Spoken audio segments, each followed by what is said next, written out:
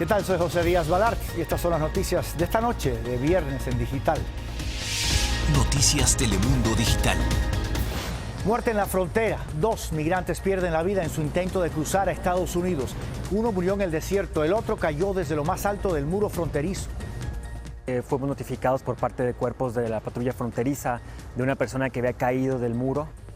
Las altas temperaturas de esta época del año hacen aún más peligroso el cruce, pero eso no detiene a los migrantes en su intento de alcanzar el sueño americano. Las autoridades federales piden a Johnson & Johnson que descarte casi 60 millones de dosis de su vacuna contra el coronavirus. También preocupa el aumento de casos de jóvenes que sufren una inflamación en el corazón tras vacunarse contra el COVID. Largas filas y demoras en los aeropuertos. La falta de personal de seguridad es un problema cada vez mayor. Los pasajeros tienen que armarse de paciencia en los controles porque simplemente no hay quien los atienda. Si no lo hacen así de drástico, como lo voy a decir, antes era muy amable. Rafael Amaya resurge. El actor mexicano confiesa en exclusiva hoy día cómo superó sus adicciones. Asegura que solo con ayuda pudo salir del pozo al que había caído. Es que no te das cuenta, hermano. Estás ahí metido y no te das cuenta y dices, yo puedo solo. Pues fueron 2 años de silencio. Sus declaraciones no tienen desperdicio. Pero arrancamos con el trágico final que encuentran muchos inmigrantes en su intento de llegar a este país. Las muertes de migrantes en la frontera sur se están incrementando a medida que las travesías se hacen cada vez más arriesgadas. Médicos forenses que trabajan en áreas de la frontera aseguran haber recibido en lo que va de año el triple de migrantes fallecidos que en 2020 para esta fecha. Esto implica más de 120 migrantes muertos, sin haber llegado a los meses de verano cuando tradicionalmente mueren más migrantes. Entre esas muertes hay 2 recientes casos en la zona del Paso, Texas. Uno de los migrantes apareció en una zona desértica. El otro cayó desde el muro fronterizo. Diana Vázquez tiene los detalles. Muy temprana hora del viernes que autoridades respondieron a una llamada de emergencia cerca de la frontera entre El Paso y Ciudad Juárez. Antes de las 7 de la mañana fuimos notificados por parte de cuerpos de la patrulla fronteriza de una persona que había caído del muro fronterizo. Sin embargo, para cuando llegaron las unidades de emergencia, ya era demasiado tarde. La caída de 35 pies terminó en tragedia. Una de nuestras unidades de bomberos al llegar notificó a las ambulancias que la persona desafortunadamente ya se encontraba sin vida. El departamento de policía ha iniciado su investigación y lo que sabemos hasta el momento es que la persona es un mexicano de 24 años. Él se convierte en el segundo inmigrante indocumentado que pierde la vida esta semana en el sector. Un día antes, otra persona fue encontrada muerta en una área desértica en Sunland Park, Nuevo México, tras sufrir un golpe de calor. De acuerdo al departamento de la patrulla fronteriza, desde octubre del 2020 hasta la fecha, ya han sido 12 las personas que han perdido la vida en esta frontera. Muchos vienen porque tienen necesidad. La señora Irma y su esposo llevan viviendo 30 años cerca de la valla fronteriza y aseguran que últimamente han visto más inmigrantes indocumentados cruzando de lo usual. Unas personas que vemos que se pasan y 2 son por grupos grandes. Algunos incluso terminan escondiéndose dentro de su propiedad, como se ve en este video, a veces generando destrozos. Reportando desde El Paso, Texas, Diana Vázquez, Telemundo. Sumado al peligro de morir, los migrantes también se enfrentan al riesgo de ser estafados. Delincuentes se aprovechan de los que esperan en México por la aprobación de sus casos y con mentiras les roban su dinero. Lourdes Hurtado explica cómo funcionan estas redes. No contestes, le decía yo, no contestes, porque igual pues ella emocionada. La voz en el teléfono anunciaba la noticia más anhelada para cualquier solicitante de asilo en México. Supuestamente un oficial de Migración de Estados Unidos de San Isidro, diciéndome de que la solicitud había sido aprobada y que necesitaba los datos de mi familiar. Me mencionaron mi nombre completo, entonces yo no dudé en eso y fue así como yo le di la información de mi hermana. Sin embargo, cuando contactó a sus representantes legales se dio cuenta de su error. Su solicitud no había sido siquiera presentada. ¿Cómo te sentiste cuando te diste cuenta que era una estafa? Imagínate, estaba súper nerviosa. La alarma suena a lo largo de la frontera. Grupos de estafadores se hacen pasar por inmigración o por miembros de organizaciones sin fines de lucro que apoyan a los solicitantes de asilo. Exigen el pago de una supuesta fianza para que puedan cruzar. Estas personas están infiltradas en todo el contexto migratorio justamente porque generan confianza, van levantando listas de que voy a hacer una lista porque ya se va a abrir la frontera y la gente fácilmente da su información. Al otro lado, utiliza esta encuesta para identificar y priorizar a los migrantes en mayor riesgo. Desafortunadamente se ha convertido en el gancho de estos delincuentes, que en ocasiones buscan cobrarle a los migrantes por llenarla cuando es completamente gratuita, al igual que todos los servicios de la organización. Además, envían este tipo de documentos supuestamente oficiales para persuadir a sus víctimas. Para que no se bloquee el envío, ponlo en dos partes, Dos partes, 1.800 por huésped y 1.700 por día. Así exigían al familiar de un migrante mexicano que enviara los pagos. Se dieron cuenta a tiempo que era un engaño, pero los delincuentes obtuvieron su dirección e incluso copia de su identificación. Tenemos miedo de que vaya a mandar a alguien o vaya a hacer daño, ¿verdad? Este migrante cayó en la farsa y su patrocinador envió $3,500. Y resulta que pues ya una vez que hicieron el depósito, ya no contestaron el teléfono. En el caso de Sara, su hermana afortunadamente no respondió a los extorsionadores. Siento como que me estuvieran siguiendo, ¿no? Como que donde voy, ellos saben que ahí estoy. Le recuerda a otros migrantes que mientras estén en México, ni inmigración ni las organizaciones les pedirán un solo centavo. Cualquier intento de cobro desconfíe, proteja su información y la de sus familiares. Lourdes Hurtado, Noticias Telemundo.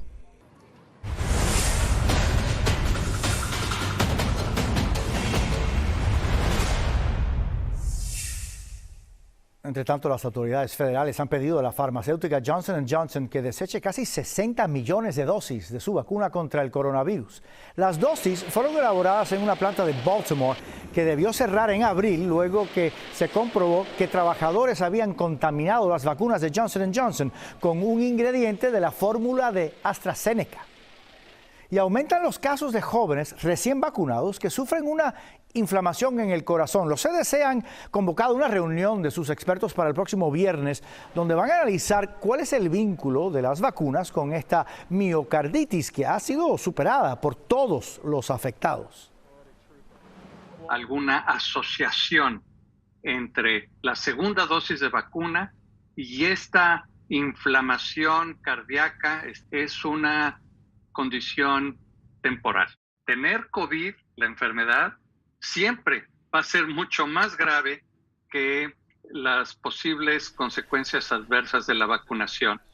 Importante, esta inflamación se ha dado mayormente en jóvenes varones y dentro de los 4 días después de ser vacunados. 2 pasajeros del primer crucero que zarpó desde Norteamérica en casi 2 años dieron positivo al COVID. Royal Caribbean, propietaria de la nave que zarpó desde St. Martin, informó que las 2 personas son asintomáticas y se encuentran aisladas y monitoreadas por su personal médico. La compañía informó que todos los pasajeros se les exige estar vacunados y tener una prueba de coronavirus negativa antes de partir. Mientras, en los aeropuertos más grandes del país, la escasez de empleados se está convirtiendo en un verdadero problema. Los pasajeros tienen que hacer larguísimas filas en los puntos de seguridad porque simplemente no hay quien los atienda. Sonia Aparicio amplía. El problema es grande y será mayor a medida que avance el verano porque a unos 130 aeropuertos del país les surgen más empleados de seguridad en los puntos de chequeo. Viajeros amontonados en puntos de chequeo parecen ser el común denominador en los grandes aeropuertos del país. Yo no creo que es justo porque de pronto nos perdemos el viaje, el vuelo, entonces yo creo que necesitan estar más organizados. El problema estaría en la escasez de empleados de la Administración de Seguridad en el Transporte o TSA, por sus siglas en inglés. Según la directora de comunicaciones de la región sudeste, el déficit no se registra en todo el país. Solamente en unos aeropuertos, pero en general no hay escasez de empleados. Sin embargo, un memo obtenido por el Washington Post indica que más de 130 aeropuertos del país están luchando por falta de personal. Se necesita un mejor servicio al público. El público no puede estar esperando. Hay horas de vuelo, hay horas de embarque que se deben de tomar en cuenta. Los aeropuertos de Detroit, Denver y Washington, D.C. son los más afectados. Según el mencionado memo, El déficit es tal que trabajadores de otras áreas están cubriendo las vacantes. El sindicato de empleados considera que este problema no puede resolverse de la noche a la mañana. Por su parte, la TSA envió el siguiente comunicado. Estamos en buena posición para lidiar con el alto volumen de viajeros. Ya tenemos planeado desde el invierno una contratación masiva, ofreciendo $1,000 de incentivo a los solicitantes de empleo en diferentes posiciones en toda la nación. Gracias, Sonia. Tras 2 años en una cumbre presencial por la pandemia, los líderes del grupo de las 7 naciones más ricas del mundo se reunieron hoy en Cornwall, Inglaterra. En el encuentro prometieron donar al menos 1.000 millones de vacunas contra el COVID a los países menos favorecidos. La iniciativa está liderada por el presidente Biden, que el jueves anunció la donación de 500 millones de dosis de Pfizer. Y a días de su encuentro con el presidente estadounidense, el mandatario ruso, Vladimir Putin, resaltó las diferencias entre Joe Biden y su antecesor Donald Trump. En una entrevista para nuestra cadena hermana NBC News, esto fue lo que dijo. Well, even now, I believe that former U.S. President, Mr. Trump, is an extraordinary individual, talented individual. Otherwise, he would not have become U.S. President. He's a colorful individual. You may like him or not. But he didn't come from the U.S. establishment. He had not been part of big-time politics before. And some like it, some don't like it. But that is a fact. President Biden, of course, is radically different from Trump because President Biden is a career man. He has spent virtually his entire adulthood in politics. El encuentro entre Biden y Putin está previsto para este próximo miércoles en Ginebra, Suiza. En la Florida, policías salvaron a una mujer a quien su pareja tenía amenazada con un cuchillo en el cuello. Les quiero advertir que son imágenes fuertes. ¡Manos arriba! Ahí lo vemos, un agente de la policía de Tampa rompe la puerta para intentar que el agresor libere a la víctima. El hombre se niega varias veces hasta que, con varios policías apuntándole, suelta a la mujer, pero mantiene el cuchillo. Los agentes le disparan con una pistola Taser hasta que deja el arma y es arrestado. Nos vamos a México, en donde Fausto, un niño originario de Oaxaca, ganó un concurso nacional de cuento. Entonces, lo que hizo es, quiso donar el premio a su escuela para que sus compañeros tuvieran libros para leer. Víctor Silva tiene la conmovedora historia. Víctor, buenas noches. José, buenas noches. A su corta edad, Fausto nos ha dado 2 grandes lecciones: el amor por la lectura y por su lengua materna. Mi tía. Apenas tiene 9 años, pero ya es un campeón de campeones. Fausto Carrasco, un niño originario de San Mateo del Mar, municipio Ixcots del Istmo de Tehuantepec, Oaxaca, ganó un concurso de cuento en idioma indígena que narra las aventuras de un camaleón para encontrar a su mamá. Al final encontró a su mamá y le dijo, ¿por qué me dejaste? Y le dijo, porque tienes que aprender a cuidarte. El premio consistía en poco más de $2,500 en libros que el pequeño quiso donar a su escuela. Como ellos no tienen tantas cosas, no tienen muchos libros, pues le quise dar para que ahí lean.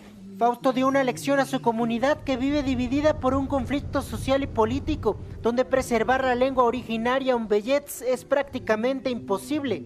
Es mucho orgullo para mí porque pues yo creo que hay que impulsar en los niños la lectura y que más que aprendan su lengua materna. Como en su cuento, Fausto es un camaleón con el lenguaje, puede hablar y escribir en guave y español, gracias a la ayuda de sus padres.